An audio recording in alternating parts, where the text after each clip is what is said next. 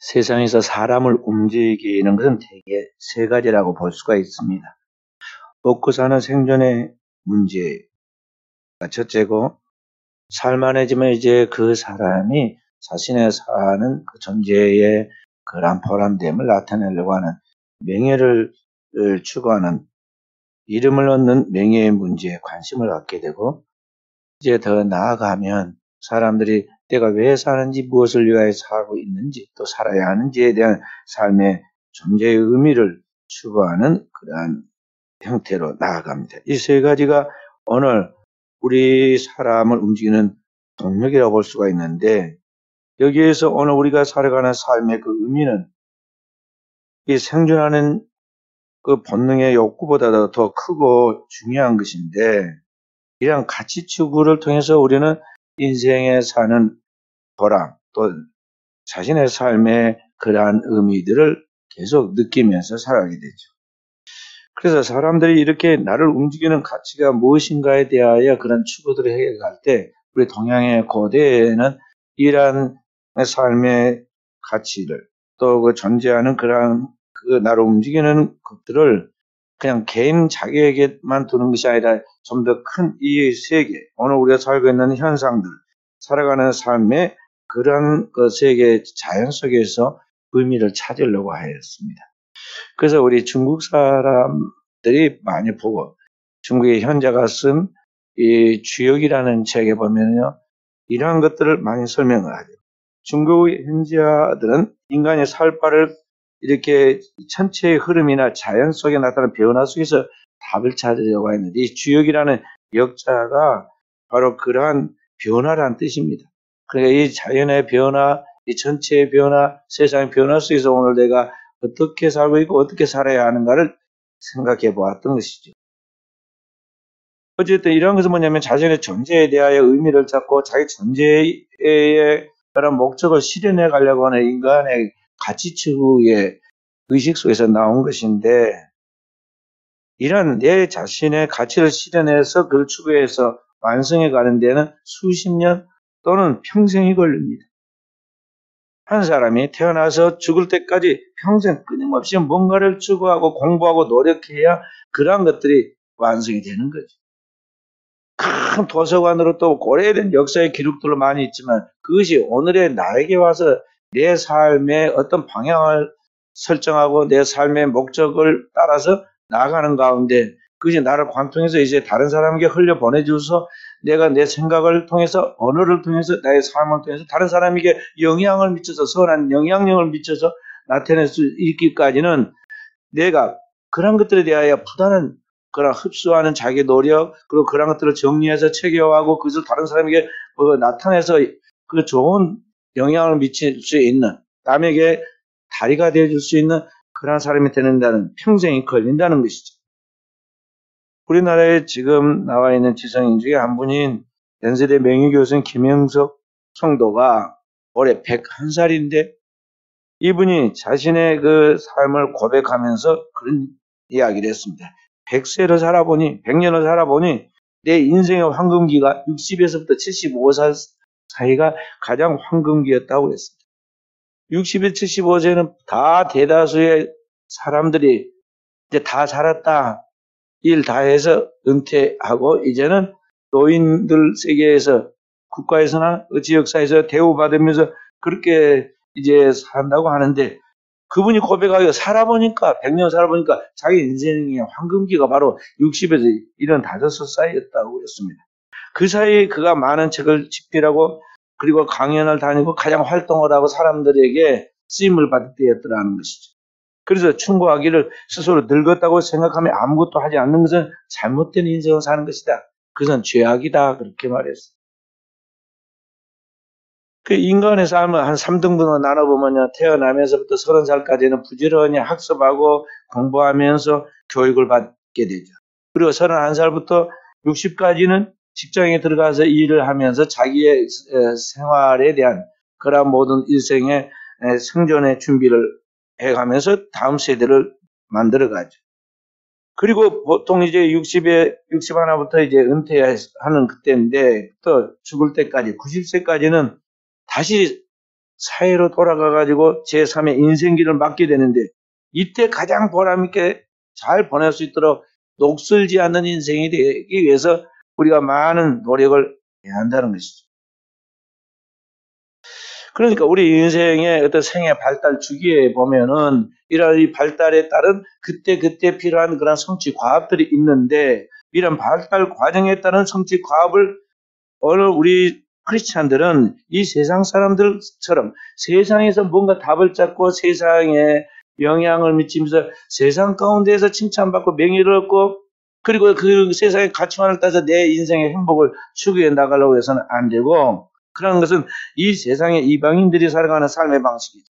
크리스찬은 하나님의 백성으로서 하나님으로부터 와서 하나님께로 돌아갈 하나님의 백성으로서 오늘 우리가 돌아갈 그 영원한 본향이 하나님의 나라, The Kingdom of God, 하나님의 나라에 우리가 들어가야 하는데, 그 하나님의 나라의 백성다운 삶을 살아가도록 하기 위해서 어떻게 살아야 하는가에 대하여 하나님의 주님의 몸된 교회, 성도의 공동체를 통해서 그것을 가르쳐 주시고, 그 성도의 공동체인 교회를 통해서 하나님의 우리에게 하나님의 성령의 음성을 들려서 말씀하시는데, 그 음성을 들으면서 성도들은 그 하나님의 뜻을 분명하게 자기한테 찾아가지고 자기 정립을 하고 자기의 신앙적 체계를 만들고 그런 이상을 통해서 자기의 꿈을 실현해 나가도록, 하나님께서 주신 성령의 비전, 하나님 꿈을 실현해 나가도록 해야 한다는 것이죠.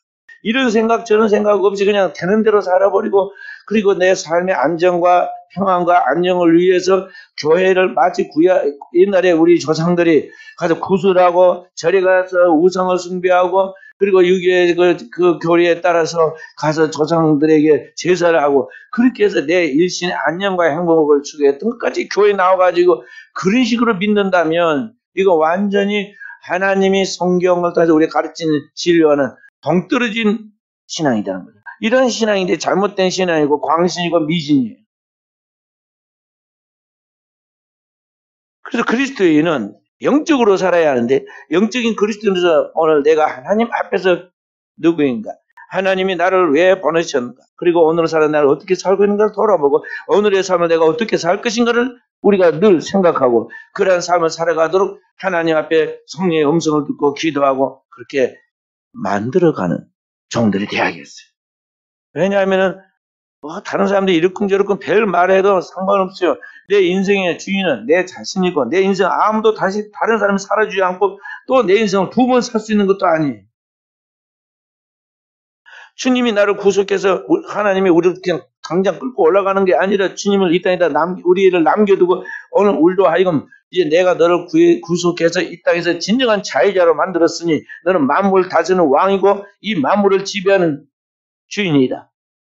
그러나 이 만물 가운데 너는 너의 가치 실현을 이루고 돌아오너라. 너는 진정한 자유인이지만 이 모든 것을 통해서 이 땅에 너를 통해 이루고 싶어하는 그 하나님의 거룩한 목적을 성취하고 돌아오느라 하고, 우리에게 하나님께서 큰 광활한 미래와 세계를 주었기 때문에 이러한 삶을 살아가면서 우리가 하나님의 주신 그 자신의 삶을 자기가 만들어 가야 한다 이 말이에요. 인생이나 이만큼 살고는 말이죠. 배운 것도 이만큼 배우고 산 것도 이만큼 살았는데 인생을 다 산 것 같이 얼굴에 오만상을 다 찌부리고, 인생의 고뇌와 슬픔은 다 자기 혼자 겪은 것 같이 술, 담배 먹으면서 페인처럼 지내고, 우리 한국의 젊은이들이 지금 아주 이제 청소년들이 그러고 다니는 데 얼마나 각오하겠어요. 지금 부지런히 학습하고 또 자기의 삶에서 부족한 것을 계속 공부하면서 찾고, 그런 시간에 너무 바쁠 것인데, 여기 우리 교회 주차장에 거기가 아이들이 어디서 왔는지 와가지고 남자아이들이나 여자아이들이나 담배 피우는 일하고, 또 술 먹고는 술병을 저기다가 딱 우리 교회 쓰레기 버리는 데다 정리해 버리는 데다가 그냥 갖다 버려놓고, 우리 교인들이 혹시 담배 피운다고 그러고 오해할까 싶어가지고 말이죠. 그렇지 않아도 정결하게 해야지만 맨날 쓰레기 담배 꽁초 그렇다는 다니고.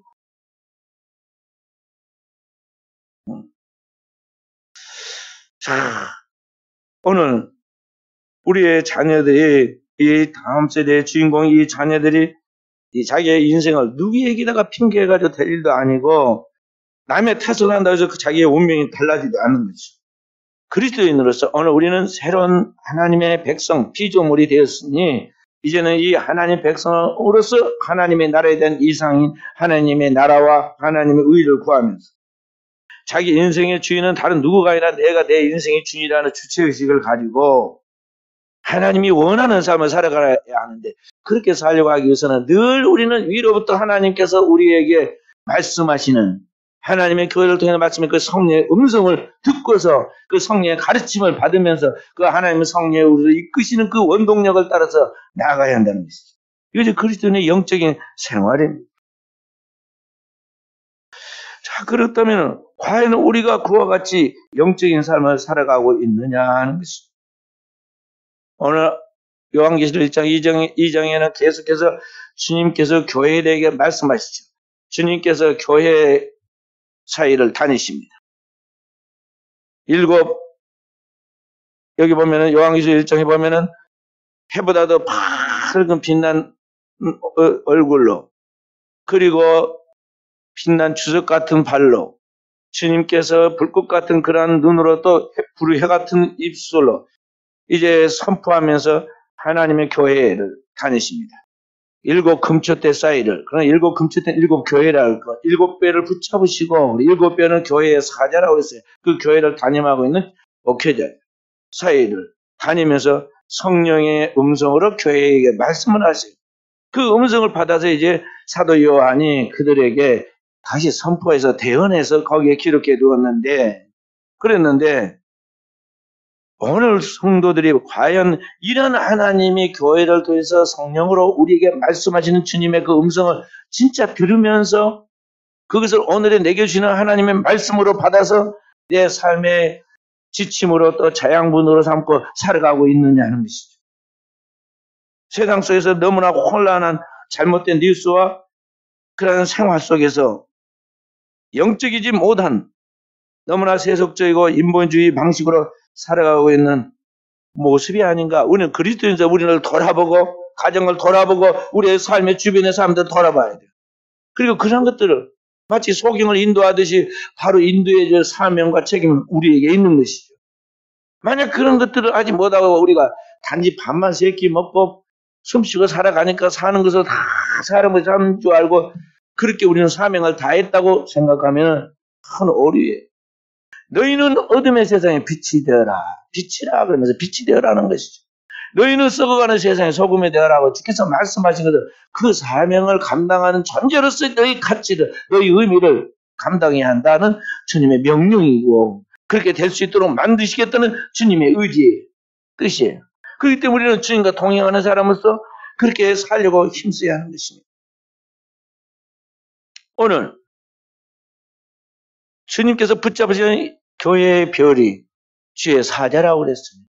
그러니까 교회에서 목회자들은, 주의 종들은 그 하나님께서 성령으로 우리에게 말씀의 그 음성을 받아서 확실하게 자기가 이해하고 받고 그것을 대언할 책임이 있어요. 영적으로 깨어있어서 그 말씀을 받고 대언해야 한다.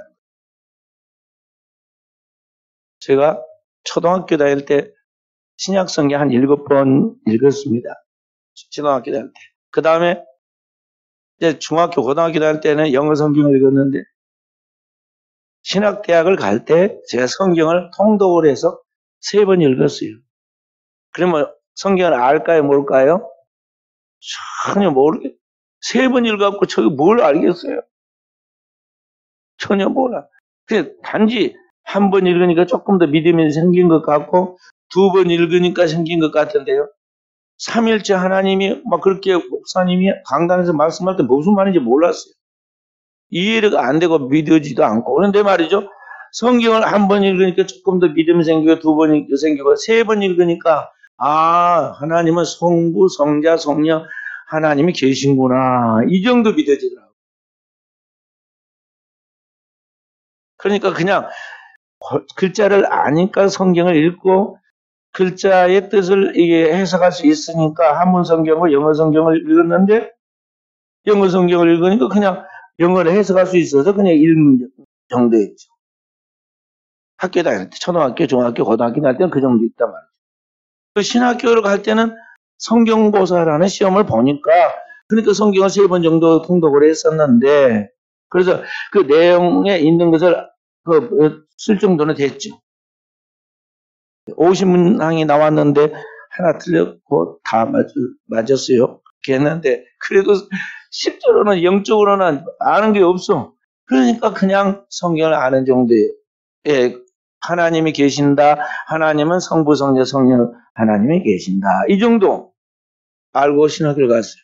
그때부터 이제 본격적으로 성경을 1년에 한 6번씩 읽었어요. 그러니까 1년에 6번이면은 2달에 한 번 정도 읽었겠죠? 하루에 50장씩.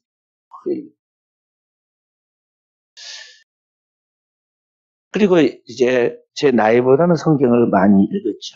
그리고 성경의 이 원어를 항상 보고, 그리고 기도하면서 나아가는 가운데 그 하나님의 말씀 속에서 내게 감동하시고 깨닫게 하신 것을 성도들에게 설교해 나갔는데요. 이제는 책을 설교한 내용들을 수십 권의 책으로 편찬을 해서 이렇게 출판을 해도 큰 오류나 신학적으로나 성경적으로 잘못되지 아니할 만큼 그런 수준이 와 있음에도 불구하고 매 주일만 되면은 나한테 거룩한 부담이 있어요. 그건 뭐냐면 오늘의 지금 우리 교회 성도들 한 사람 한 사람에게, 그리고 우리 교회의 미래를 바라보면서 꼭 필요한 하나님의 그 성령의 음성을 내가 확실하게 듣고 그것을 정리해서 우리 성도들에게 분명하게, 마치 주님께서 500이어로 그 모인 무리들에게 떡을 그 자리에 띄워주듯이 지금 말씀을 준비되었는가 하는 부담이에요. 그러니까 주의를 이렇게 딱 지키고 나서 이제 끝나면 이제 그다음부터 바로 뭐가 될까요? 다음 주에는 하나님께서 어떤 말씀을 우리에게 주어서 그 말씀을 전할 것인가? 설교에 대한 지식적인 그러한 내용들이 없어서가 아니에요. 넘쳐나죠.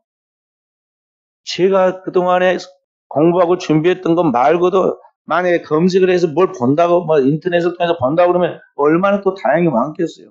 그냥 그런 거 다 백자가 새벽부터 저녁까지 늘 기도하고 성경을 읽으면서 또 성도들을 관찰하고 성도들을 위해서 기도하고 또 한국 교회를 놓고 또 미래를 놓고 이렇게 기도하면서 계속 성령이 오늘 하나님의 교회에 말씀하신 그것을 원해 그대로, 그 원음 그대로 내가 대언해야 하는데, 주의 종은 하나님 말씀을 대언하는 영인데, 그런데 그 말씀을 오리 없이 전해야 하는데 그 말씀이 내게 있는가?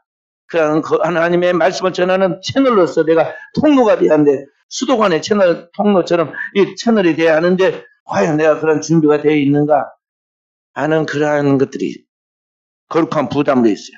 그래서 항상 깨어 있으려고 몸부림을 치죠. 그리고 그런 관점에서 영에 사로잡혀서 딱 보면은 보이고 들리고 이게 분별이 다 오는 거예요. 그렇게 해서 나아가는데 가장 큰 완전한 주님을 보여주는, 주님의 뜻을 보여주는 그 틀이 뭐냐면 성경이에요. 마치 큰 거울을 내 앞에다 놓고 좌우나 우로나 뒤를 돌아봐도 다 비치듯, 내 모습을 비치듯, 오늘날 성경은 하나님의 완전한 거울이 돼서 우리를 보여주고 우리에게 모든 것을 비춰주거든요. 그러니까 성경 속에 모든 답이 있고 하나님 뜻이 있고 하나님이 우리에게 공급하시는 하나님의 소스가 그 속에 들어있어요. 그래서 그 말씀 속에서 기도하는 가운데 성령이 나에게 그 말씀 속에서 하나씩 하나씩 주신단 말이죠. 그리고 그 말씀들을 푸짐하게 메모해놓고 이게 영감이 떠나고 생각이 내 생각 속에 들어왔던 생각들이 빠져나가기 전에요. 한 10장 정도 푸짐하게 제가 자다가도 깨어서 적어놓고, 뭐 목욕실에 있다가도 또는 신문을 보다가도 책을 보다가도 또는 걸어다니도 계단에 오르락내리고 걸어다니다가도 늘 그것을 메모를 해요. 그리고 다시 그것을 기도하면서 다시 정리를 하고, 그래서 하나님의 말씀을 선포하는 거죠. 하나님의 음성을 듣고 나가야 되죠. 주의 종은 큰 덩어리를 줍니다. 주님께서 큰 덩어리, 보리떡다리 물고기 2마리 가지고 제자들에게 딱딱 띄워주니까 제자들이 그걸 받아가지고 세밀하게 50명씩 100명씩 앉은 무리들에게 또 잘게 띄워주잖아요. 그래서 먹였는데 5천 명을 먹이고도 남은 광자가 12광주가 남았다고 그랬단 말이에요. 그와 같이 성도는 받은 말씀을 가지고 다시 되새김질하고 그 말씀을 다시 깊이 또 자기 안에 적용해서 말씀의 젖과 말씀의 떡을 계속해서 가정에서 만나는 동료들에게 세계에서 나눠줘야 돼. 12광주가 남을 때까지 그렇게 한다는 것이죠. 항상 원판은 성경이에요. 그 하나님의 말씀이 성경이 오늘 우리의 모든 근원적인 하나님의 그 소스라는 것이죠. 거기에서 벗어나서 다 잘못된 것이 그것이 이단이에요. 오늘 많은 이단 사교들은 그 하나님의 말씀 그 원액을 무시해버려요. 그리고 교주를 마치 교주가 자신이 하나님과 단독으로 통하는 존재인 것 같이.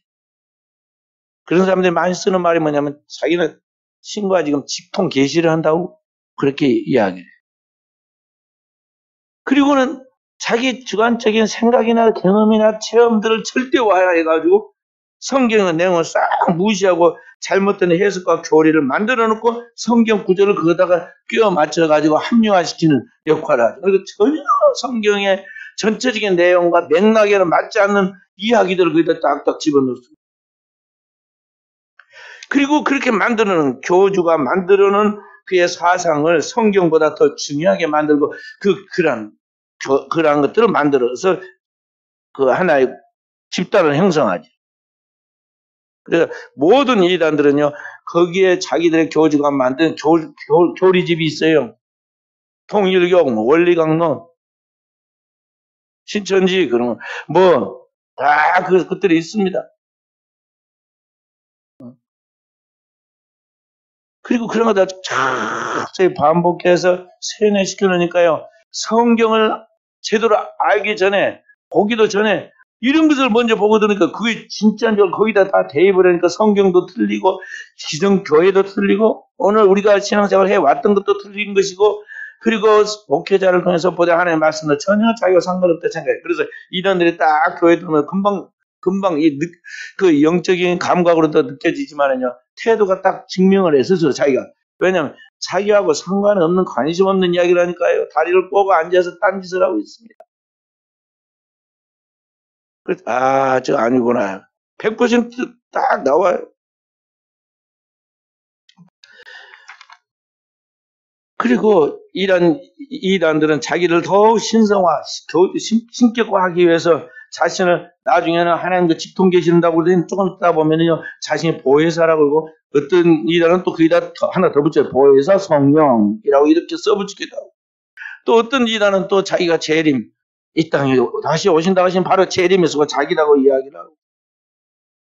또 어떤 이단은 자신이 하늘 아버지라고 그러고, 그 부인은 또 자기가 하늘 어머니라고 그러고, 별 이상한 소리를 다 합니다. 저도 지난주에 원책을 하나 받았어요. 그러니까 이름을 모르는 데서 어디 챙겨왔어요. 돈도 많아. 완전히 이상한 데서 지금 온 거야. 이단 쪽에서 온 그런 책을 만들어가지고 터무니없는 말들을 거기다 막 써서 비싼 돈을 들여가지고 출판사에 출판하니까 출판사 돈 번다니까 막 돈만 많아지면 출판해 주니까 그렇게 해가지고는 전국 교회에다 다 보냈어요. 그리고 우리 교회까지 온. 성경 요한계시록에 보면 16장 13절 13절에 그런 말씀이 나옵니다. 용과 짐승과 거짓 선지자 입에서부터 개구리 같은 새 더러운 영이 나와서 이적을 행하고 이 땅의 어리석은 영혼들을 모아서 파멸의 전쟁터로 몰고 갈 것이다. 그런 말씀이 나와요.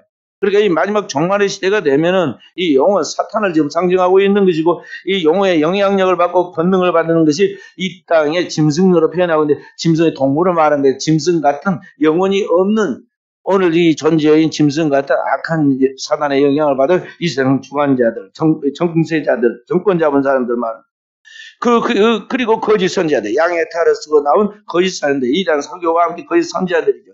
그들의 입을 통해서 온갖 더러운 생각과 말들이 나오고 그런 사상들이 나오는데 이 새 더러운 영이 마치 개구리 같은 새 더러운 영이라고 그렇게 묘사했어요. 근데 사람들을 현혹하기 위해서 그들이 이 땅에서 하늘에서 불을 끌어내린 것과 같은 이적을 행하여 어리석은 영혼들을 막 현혹시켜가지고 끌고 간다는 거예요.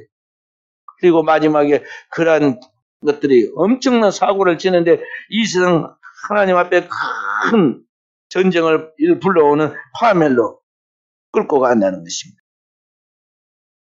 그 최후의 전쟁에 하나님의 심판 앞에서 우리가 그때 준비되지 않아서 깨어있지 않아서 옷을 벌거벗고 다니는 그런 사람처럼 그렇게 되지 않도록 마귀가 광명한 천사를 위장해서 우리에게 들어와서 이와 같은 온갖 현혹을 하고 이적을 보면서 우리를 미혹하여도 갈 때 그때 흔들려 넘어가지 않도록 우리는 진정으로 하나님 앞에 깨어있어서 위로부터 말씀하신 성령의 음성을 듣고 그 성령으로부터 오늘 우리에게 생명을 주시는 그 생명을 공급받아서 영적인 변화와 성장과 성화를 통해서 하나님 앞에 나아가는 종들로 서도록 해야 한다는 것이죠. 그것이 오늘을 살아가는 그리스도인이 교회를 다니는 의미이고 교회를 통해서 우리가 훈련하고 준비해가는 신앙의 삶의 가치인 것입니다. 그렇지 않으면 왜 우리가 이 바쁜 세상에서 다른 만사를 다 제쳐놓고 자기 돈 내고 봉사하고 헌금하고 시간과 정력을 다 투자해서 여기에 전심으로 노력을 하겠어요? 그런 것이 없다면 왜 그러겠느냐는 거죠. 영혼이 없고 하나님의 나라가 없고 그리고 우리 안에 하나님의 영원한 생명이 없다면 우리가 왜 그렇게 살아야 할까요? 그냥 세상은 단지 이 눈에 보이는 현상 속에서 육체적으로만 살고 한평생 살다 그냥 가는 것이라면 그렇게 복잡하게 살 이유가 없잖아요. 그래서 오늘 우리의 육신이 있고 정신이 있고 있는 것 같이 영혼이 있는데 오늘 우리 하나님께서 이 눈에 보이는 세계만이 보이지 않는 영원한 세계인 하나님의 나라가 있고 그 영원한 세계에서 우리가 영원히 살아가도록 하나님 우리를 지으셨으므로 그 하나님의 나라에 들어갈 수 있도록 우리 하나님께서 그리스도 예수를 통해서 그 천국 가는 길과 또 진리와 생명이 되어 주시고 우리에게 영원한 생명을 주셨으므로 우리는 그 하나님의 백성으로서 반드시 성공하고 실패하지 않도록 하기 위해서 오늘을 지금 하나님의 거룩한 교회를 이러한 것들을 훈련하고 준비하고 나가는 것이죠. 그래서 사랑하는 성도 여러분, 여러분과 저는 이런 세계 속에서 하나님의 백성으로서 반석 위에 서 있는 진정한 하나님의 백성으로 체계 있게 훈련되어져야 하고 하나님의 거룩한 백성으로서의 가치 있는 삶을 살아가도록 무장하고 나가도록 해야 하고 그렇게 해서 어떤 시험, 마귀의 어떤 유혹과 마귀의 음성 속에서도 거기에 흔들리지 않고 나가서 승리하는 종들이 돼야겠어요. 만약 이런 영적 성장이 되어 있지 않으면 그리고 계속해서 우리는 육신에 속한 유괴 신앙에서 정신적인 감각 또 지적인 그러한 생각 그래 자기 의지로 신앙생활을 하는 이런 걸 보고 혼의 신앙이라고 그래요. 이 혼의 신앙이 막 머물러 있고 영의 신앙으로 하나님의 말씀에 근거한 하나님의 성령에 사로잡힌 하나님의 나라를 바라보고 달려가는 영의 신앙으로 가야 하는데 영의 신앙에 서 있지 않게 되면은 어느 여름과 저는 맨날 교회 다니더요. 그 모양 그 꼴이 돼가지고 나이가 몇 살인데 교회 다닌 지가 몇 년인데 교회에서 받은 직분이 몇 년인데 맨날 교회 다니다 시험 들을 것뿐이야. 시험 들어. 그래서 그렇게 졸다가 설교를 들어도 이상한 것은 잘 들어. 그래가지고는 예배가 끝나고 나가면 얼굴빛이 좋지 않아요. 아니, 은혜를 받았으면 영혼이 자유하고 평안하니까 얼굴이 환해야 할 것인데 얼굴빛이 좋지 않아. 그래서 왜 그러냐고 이제 옆에서 물어봅니다. 오늘 목사님이 나 들으라고 꽉 나 들으라고 말씀을 하시던데 도대체 누가 내 이야기를 목사님한테 고자질한 거예요. 나 오늘부터 이게 안 나오겠어? 다 그럽니다.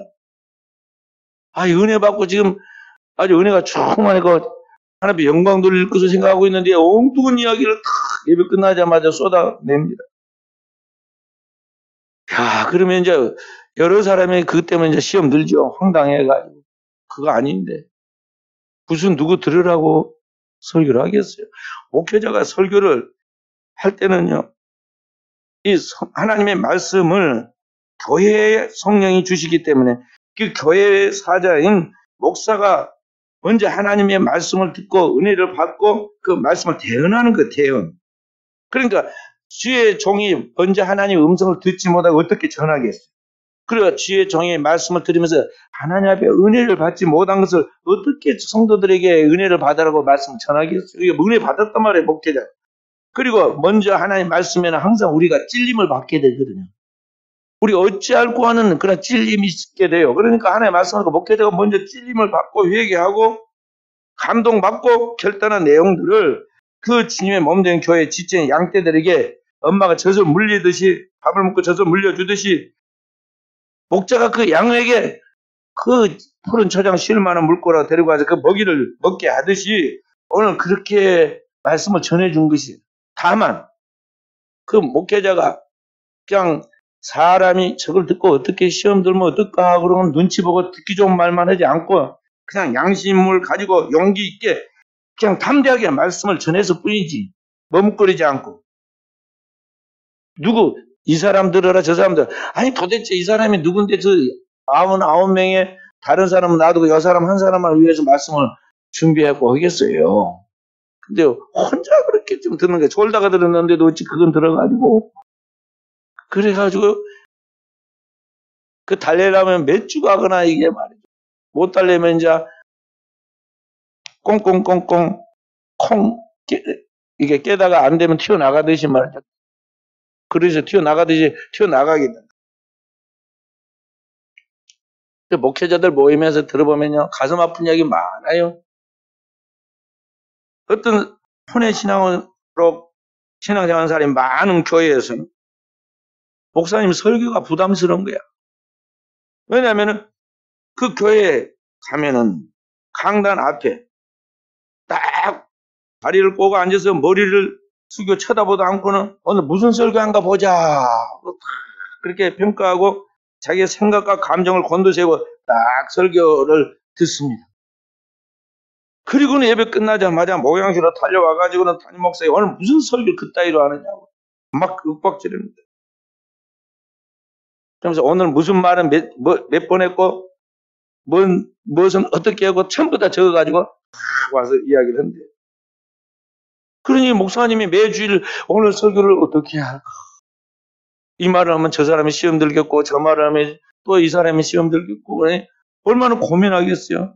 그리고 계속 그렇게 고심하고 반복된 스트레스로 해서 목사들이 신경쇠약이 걸리고 심장병, 위장병, 두통, 당뇨 그래서 목사들 병 들어서 병을 치료해줘야 하고 성도들을 건강하게 만들어야 하는데 목회자가 먼저 병 들어요.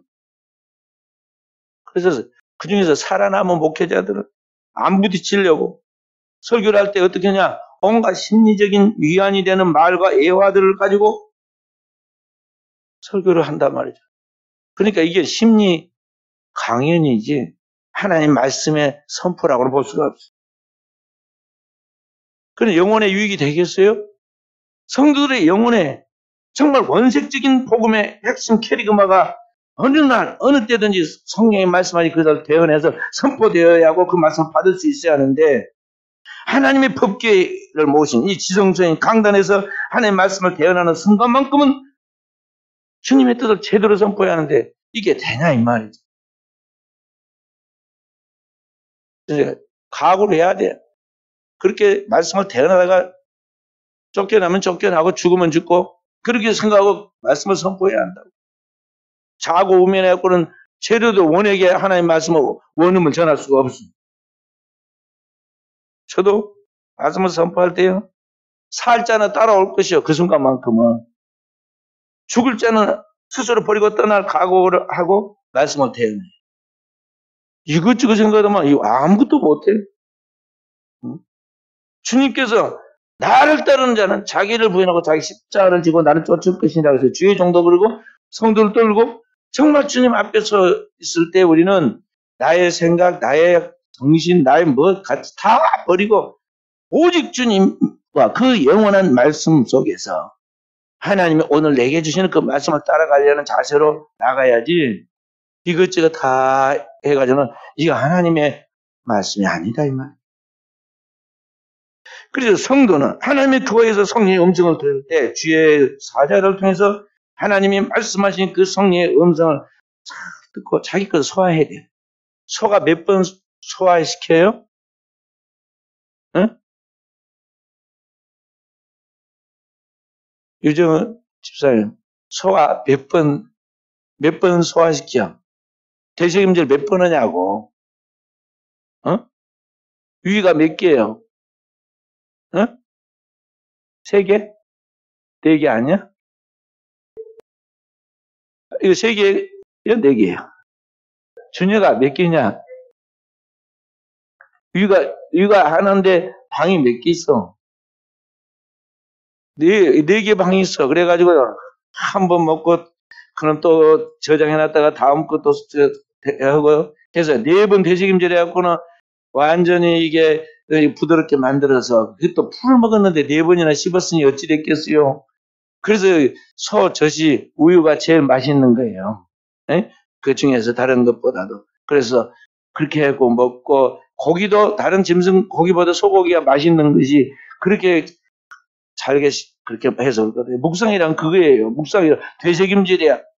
하나님의 말씀을 들어가지고 그 말씀을 내 살이 되고 피가 되어서 말씀이 육신이 되어서 그리스도의 형상이 이루어지기까지 그리스도인들은 성경의 원의 그 말씀 그거는 못 감당을 하니까 그 말씀을 주의 종이 받아가지고 선포하면 그 말씀은 내가 그러한가 하고 참고해서 읽어봐야 하고 설교의 말씀을 듣고 그 말씀을 기도하면서 자기의 삶에 적용해가지고 그저 행동으로 실천해 나가는 거죠.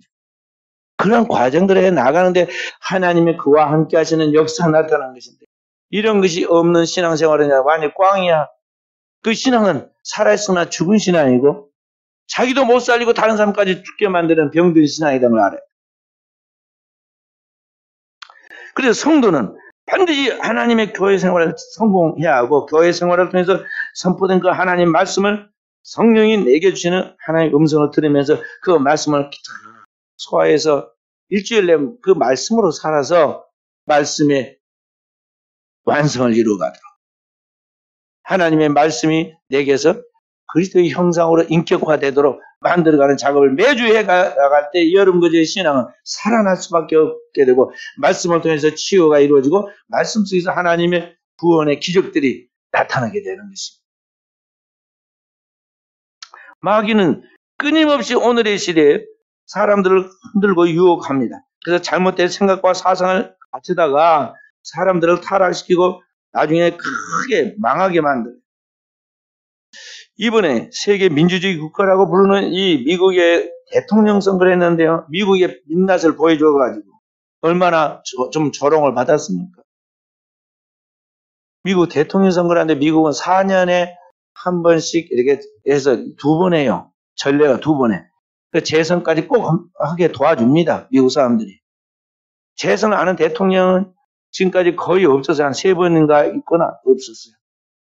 총을 맞아 암살했다든지 죽었다든지 뭐 큰 문제가 생겨서 그게 그렇지 그러 않으면은 다 그냥 덮고 넘어가고 그래요.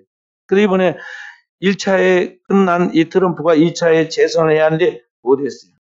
써먹은 게 뭐냐면 트럼프가 잘못된 소리를 들었어요. 위로부터 하나님이 성경을 통해 우리에게 성령으로 말씀할 그 음성을 드려야 하는데 잘못된 뉴스에 근거한 음모론에 빠졌어요.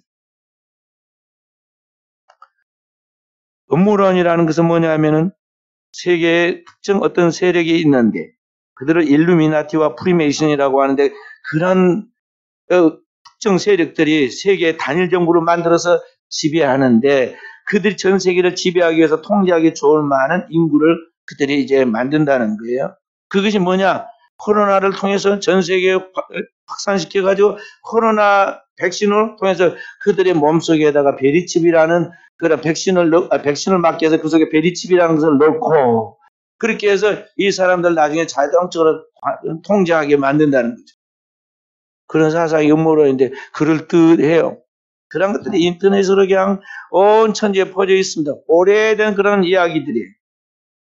근데 엉뚱하게 대통령이 그런 생각과 사상을 갖고 그걸 활용을 했는데 첫 번째 당선은 됐지만 두 번째는 재선이야. 그것 때문에 실패하게 됩니다.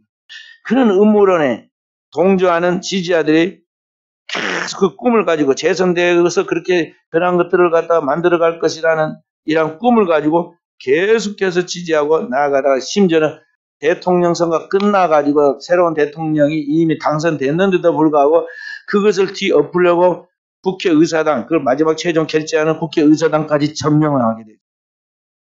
그래서 대혼란이 일어나게 되고 그걸로 인해서 이 그나마도 지금 추락하고 있는 그 저물어가는 미국 대통령인 트럼프가 더 장래가 어두워지게 만들고 그걸 지지했던 사람들이 잘못되었구나 나중에 판명이 되니까 어떻게 할지 혼란에 빠지게 되었어요. 그래서 백신을 통해서 그 속에다 뭘 집어넣는다고 그랬냐면은 베리칩을 집어넣는다고 했어요. 이 베리칩이라는 조그마한 그것을 통해서 나중에 조정을 한다고 그러는데 이 베리칩을 또 뭐라고 그랬냐면 666이라고 해석을 했어요. 666. 이 666이란 말이 요한계시록에 나왔는데 용이 짐승에게 권세를 줘가지고 짐승이 각 사람들에게 짐승의 표를 줬는데 그게 666이니라 그랬단 말이에요. 근데 그 666이라고 그렇게 생각을 하고 해석을 그렇게 했어요. 근데 성경을 읽고 조금만 기독 교회사를 알고 그 다음에 이 성경의 내용을 우리가 정직하게 살펴보면 그 다 알 수 있는 이야기예요.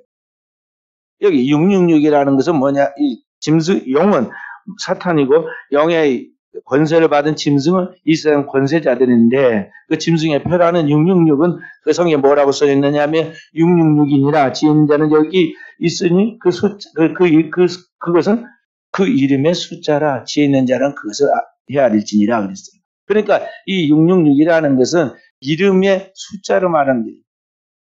그러니까 이 요한계시록 기록될 때 그때 기독교인들을 가장 대박해했던 로마의 황제가 네로인데 네로의 이름을 게마트리아라는 그런 라틴어 그 글자 스펠링 하나하나에는 숫자가 있는데 그 숫자들을 네로라는 숫자를 다 합하면 그게 666이 나와요. 그 666 네로라는 이름의 그러한 그 숫자란 말이에요. 그 이름의 숫자를 헤아려보라고. 그러니까 여기 666이라는 것은 뭐냐면 이 세상에 하나님을 대적하고 하나님의 말씀을 불신하고 기독교인들을 박해하는 모든 적 그리스도에 관한 사람들, 그런 영향력을 가진 사람들을 지금 뜻하고 있는 것이지 이것이 무슨 뭐 베리칩을 넣어가지고 이런 건 아닌데. 그래서 그대로 믿고는 말하는데 이 성경에 대하여 그리고 하나님 말씀에 성령에 주시는 지혜를 따라서 그것을 분별하는 능력이 없는 사람들은요. 인터넷이나 보고 무엇이나 보고 그런 것을 보고 그게 완전히 옳은 줄 알아요. 그래서 그걸로 책도 만들고 그런 것들에 광고도 하고 얼마나 그렇게 하고 다니는지 몰라요. 오늘의 성도들은 건전하게 믿어야 돼요. 하나님께서 질서의 하나님께서 반드시 그의 몸된 교회 어리신 주님께서 그 몸인 교회에 다니시면서 말씀하실 때 성령으로 말씀할 때 그의 사자들에게 하나님의 손에 주님의 손에 붙잡은 그의 사자들 교회 주의 종들에게 말씀을 주시고 주의 사자들은 그 말씀을 받아서 하나님의 말씀을 대언하는데 그 말씀을 통해서 오늘 우리에게 나에게 필요한 하나님의 말씀을 작은 나의 가정에 또 큰 교회에 그리고 더 나아가서 전 세계적인 그런 미래에 필요한 하나님 말씀들을 우리에게 주시고 이런 모든 말씀은 성경에 근거하여 성경을 성취해가는 말씀으로 이루어간다는 걸 알고 우리는 그 하나님의 말씀에 깊은 이해를 가질 수 있도록 스스로 성경도 많이 보아야 하고 설교의 말씀도 완전하게 이해하도록 준비하고 그리고 그 말씀 속에서 자기의 신앙이 건전하면서도 영성과 영적 있는 신앙으로 나아가도록 끊임없이 자기 발전을 해 나가는 종들이 되어야 하는 것입니다. 그러기 위해서는 성도들은요. 하나님의 말씀 읽어야 돼요. 자기 나이만큼 읽어야 돼요. 최소한. 요한계시록 1장 시작하면서 뭐라고 하면 1장 3절에 이 예언의 말씀을 읽는 자들과 그 말씀을 듣는 자들과 그 가운데 있는 것을 지키는 자들이 복이 있다 그랬어요. 그리고 하나님의 말씀을 부지런히 읽어야 돼요. 그렇지 않고 교회만 왔다 갔다 하면은요. 전혀 엉뚱한 신앙생활을 할 수가 있고 그런 잘못된 오류에 빠져가지고 그런 데 어울려 다니다가 함께 패망할 수가 있다는 것이죠.